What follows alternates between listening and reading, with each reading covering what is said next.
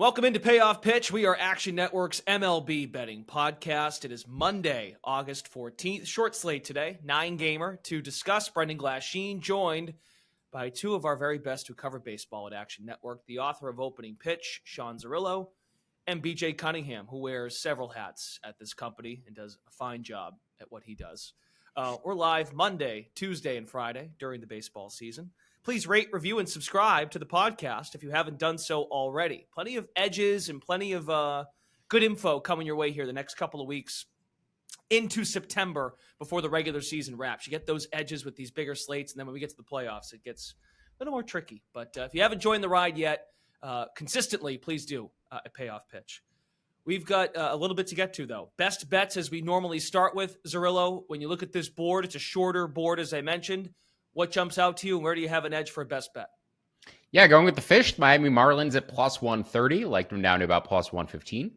Give Framber Valdez the starting pitching advantage. He's about a half run to a run better in terms of the underlying metrics, but there's not a huge delta necessarily between these two starting pitchers. And we see the level for Braxton Garrett generally float up and down and is capable of pitching to Valdez's level on any given day, also capable of pitching like a replacement level starter on any given day. I think Garrett has a pretty wide range of outcomes and a pretty wide range of performance trends on a year-to-year basis. But overall, I think Framber Valdez, his underlying indicators, not quite as good as the results he's had this season. And compared to his past several seasons, his expected ERA a bit closer to 4. But in terms of the advantage Miami actually has in this matchup, offensively, top 5 team against left-handed pitching all season. The Astros actually top 3. The Marlins, though, at the All-Star break added a couple of nice right-handed bats to their lineup. 2 guys, Josh Bell, and Jake Berger, who crushed left-handed pitching. Berger over the past 3 years, 148 WRC plus against lefties. Josh Bell around 120. And as I said, on the year, the Marlins are a top 5 offense against left-handed pitching. They boosted that a little bit with the addition of these 2 guys. Did lose Gene Segura. The Astros still technically rank above them in terms of production against left-handed pitching, but the difference in the 2 teams against lefties, against righties, is much more drastic for the Marlins. The Marlins are a bottom 8 offense against right-handed pitching, top 5 against lefties. Astros closer to league average against righties, and top 3 against lefties. And the last thing I want to mention is the bullpen advantage for Miami too.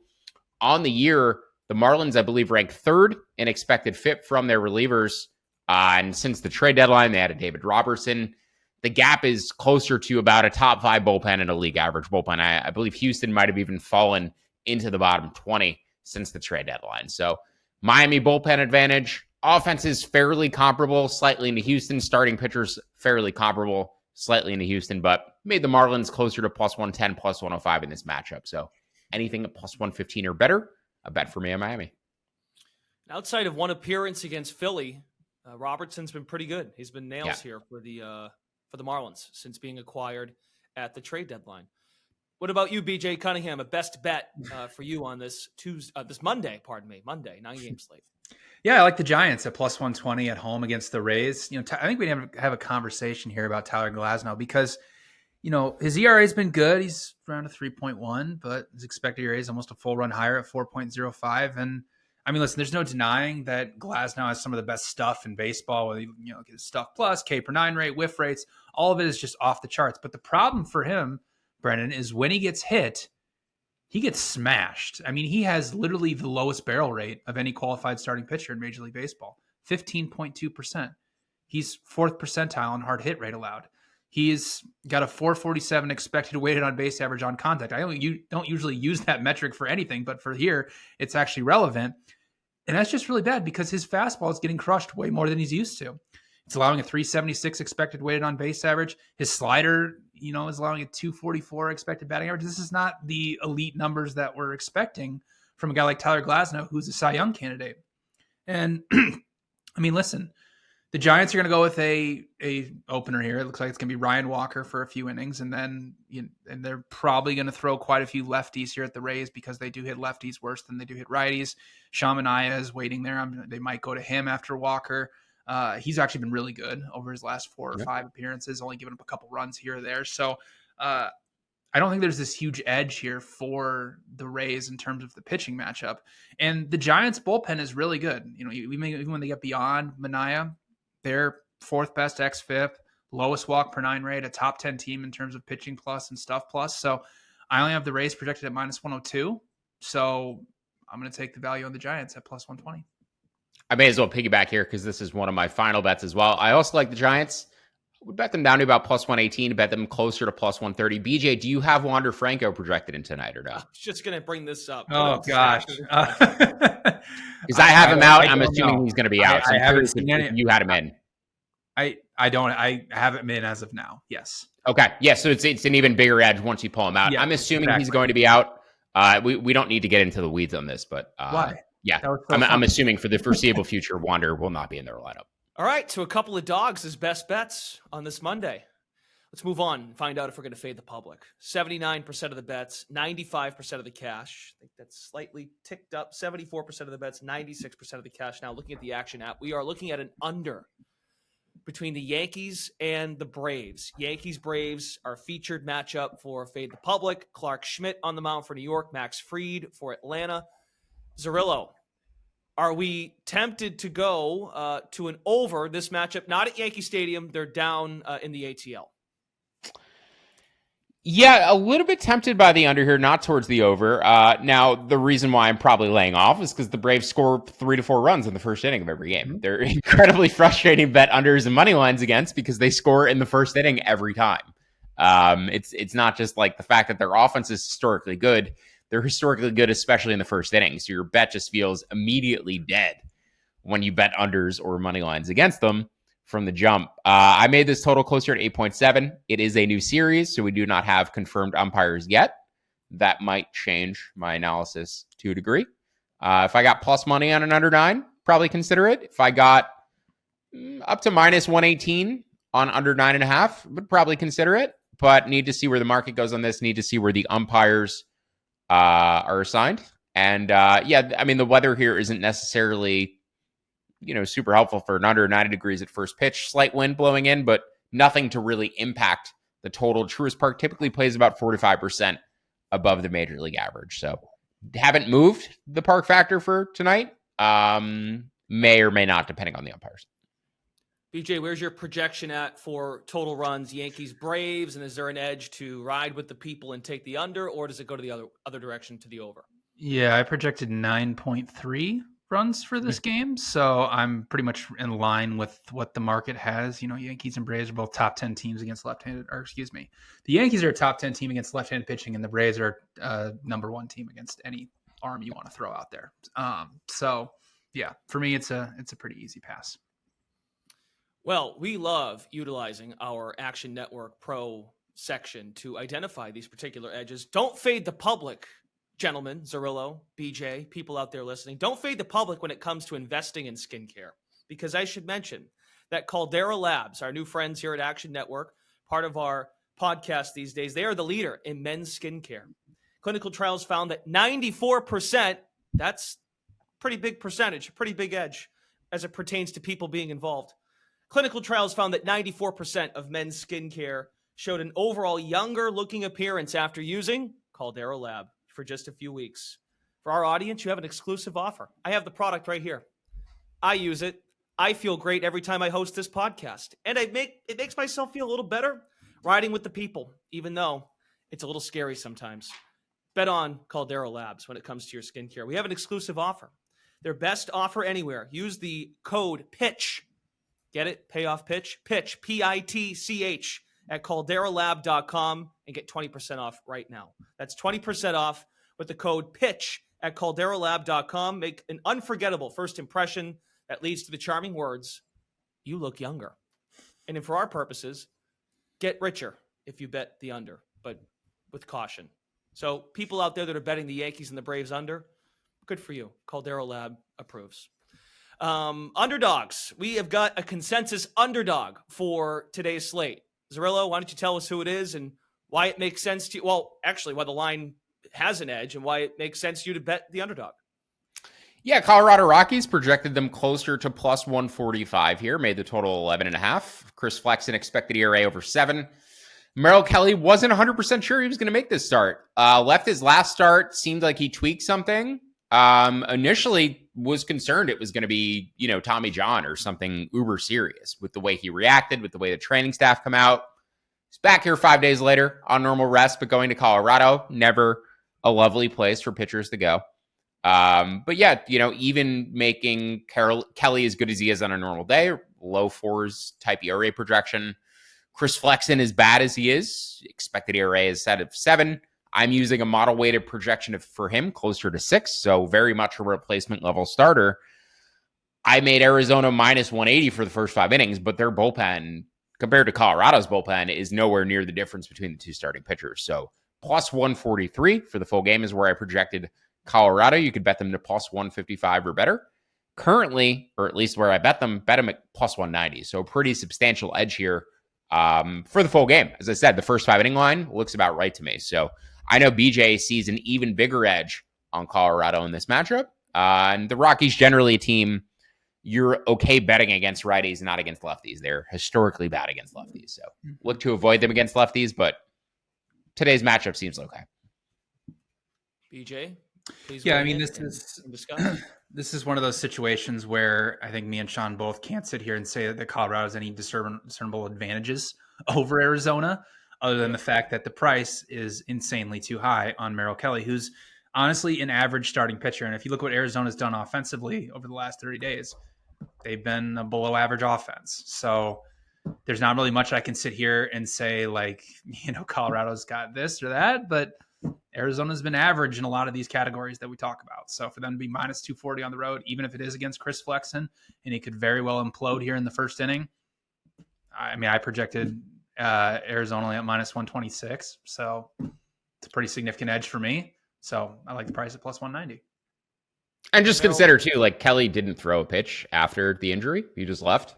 Yep. Now he's going to throw his first pitches tonight since the injury. And Arizona very much needs him in their rotation to stay in this race. So, I mean, we don't know if he's 100% healthy. He might have hurt himself, and they're just like, yeah, let's see how it goes. So, yeah, there's that 1-2% chance he's maybe actually injured in there too.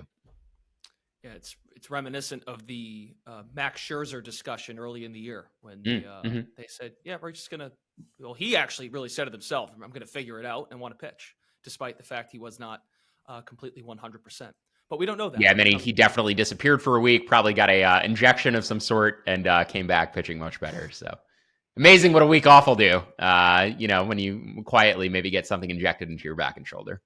Moving on, Zerillo, for final bets, we will discuss Yankees Braves again here, but why don't you just explain why you're also with BJ on the Giants tonight?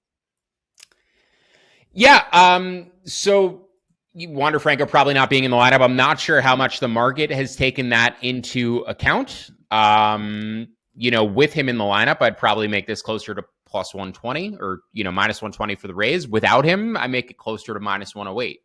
As BJ said, Sean and I are pitching much better of late. His velocity in spring training was way up for the Giants. It seemed like he was a guy who maybe they had unlocked something from, because the Giants are great at pitching development, player development to a degree, but mostly their pitching department. They seem to unlock these guys on a year-to-year basis that they either, rejuvenate past skill or tend to help them break out like they did with Kevin Gausman. So I just think the Giants are a bit undervalued here. As I said, made them closer to plus 108. They don't hit. It's frustrating. And, a guy like Tyler Glasnow, who BJ talked about, really good stuff. When it gets left in the zone or when he makes his stuff hittable, it gets crushed. Giants, a team without a ton of power and in a park where you can't really take advantage of that to a significant degree. It's not like they're going to go out and hit 3 home runs into the Bay tonight against Glasnow. They're going to have to chip away, and chipping away against a guy like him is much more difficult than just getting one big swing and knocking a few runs in at once. So, just in terms of the way it plays out, yeah, it's going to be tough for them to score runs. I would imagine a lower scoring Giants win where their bullpen probably locks it down and keeps the Rays offense in check. Made this total 7.7, so I actually lean to the over 7.5, surprisingly, if anything. So don't go same game parlaying the Giants in the under or anything like that. But yeah, the Giants down to about plus 118 is a fine bet for me. And again, it's dependent on Warner being in the lineup, or not being in the lineup, I should say, but I'm assuming that will be the case. Yeah, and that line is moving down. The Giants are at plus 115 at BetMGM right now as we record on a Monday morning. Yeah, wouldn't go past that. And Zerillo, you do like the Yankees today against the Braves on the money line. I do, yeah. Another small edge, Clark Schmidt. If you follow my stuff, a guy I bet on regularly this season, which is not to say that Max Fried is a guy I bet against. Max Fried I bet in a variety of ways from preseason futures perspectives prior to his injury, and he's been great this year. 2 expected ERA. The Braves are not a fun team to bet against, and they were my biggest preseason futures position. I don't want to lose all of my potential futures profit betting against the Braves on a day-to-day basis, and it feels like I'm getting close to that point. But I just made this line closer to plus 175. Again, another matchup where there's a difference between the 2 starting pitchers, but once this game potentially turns over to the bullpens, the Yankees bullpen can match the Braves bullpen, if not actually exceed them. So Yankees project as the better defensive team too. For what that matters, I'm not really sure, because the Braves just hit every ball out of the ballpark. Yep. And your defense doesn't have a chance to field them, but regardless, that is there. First 5 line, minus 190, full game line, minus 175. So plus 190 or better on the Yankees. Okay, and our friend Nick Martin has got a write-up on that specific game as well over on Action Network and actionnetwork.com, breaking down why the Yankees might be the correct side here. And BJ, again, we're reiterating a lot. It's a short slate. You're also on the Marlins like Zerillo. I am. Yeah. Zerillo did a great job breaking down. The only thing I'll add to it about Valdez is, he's obviously one of the best ground ball pitchers in Major League Baseball. But this season, his ground ball rate is down pretty considerably. He's been well over 60% for his career. This season, he's at 54.3%. And really, it's just because his sinker hasn't been as effective as it's been in years past. It's allowing a 366 expected weighted on base average. Like Zerillo mentioned, the Marlins are a top 5 team against left-handed pitching, but specifically a 360 expected weighted on base average against left-handed sinkers. So, and Braxton Garrett has, been, like Sean said, been up and down, a good, decent starting pitcher around a 4 expected ERA. So, not too much edge here, like Sean already mentioned, just reiterating what he said, not too much edge in the bullpens or starting pitching matchup here. So, and offensively. So I had this projected pretty close to even money. So I like the Marlins at plus 120. It's funny. All the guys who've thrown a no-hitter or perfect game this year, like Lorenzen is vastly outperforming his underlying metrics. Framber Valdez is showing his worst underlying metrics in years. Domingo Germán assaulted his manager and is now going through rehab for alcohol abuse. It's kind of wild. Not a single one of the 3 of them is like, wow, this guy's having a great season. I guess people would say that about Lorenzen, but I'm sure BJ, you've been betting against Lorenzen pretty consistently because the underlying metrics should say he's nowhere near what he is. So just find that interesting with all 3 of them. I probably will in his next start too. So stay tuned. Yep. Almost certainly. All right, gents, a lot of dogs today on the podcast. Yes. The Rays, the Giants, the Giants over the Rays. Marlins, Yankees, Rockies. There you go. Yeah, and I should mention too, I bet the Royals in the app initially. Apologies if you tailed that pick. I ended up buying out of that. I thought Emerson Hancock was pitching for the Mariners, not Logan Gilbert. So apologies on that pitching error, but that was another underdog play that was in the app too. So yeah, it looks like a dog heavy day today. Should be fun. That's right. And that Rockies D-backs game is on FS1 tonight, national TV game. 9 games you can catch. Yeah. Lovely. I was kind of surprised too. That's the national TV Lovely. game.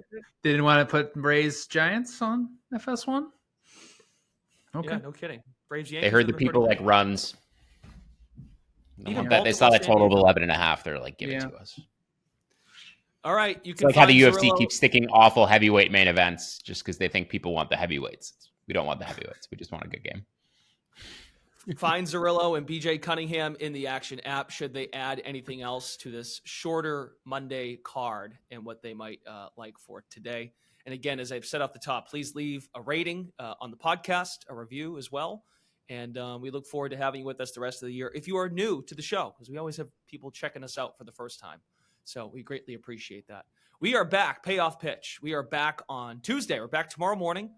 Thanks for listening to our podcast, Payoff Pitch. We're presented by BetMGM. For Zerillo and BJ, Brendan Glasheen signing off. You all have a great rest of your Monday.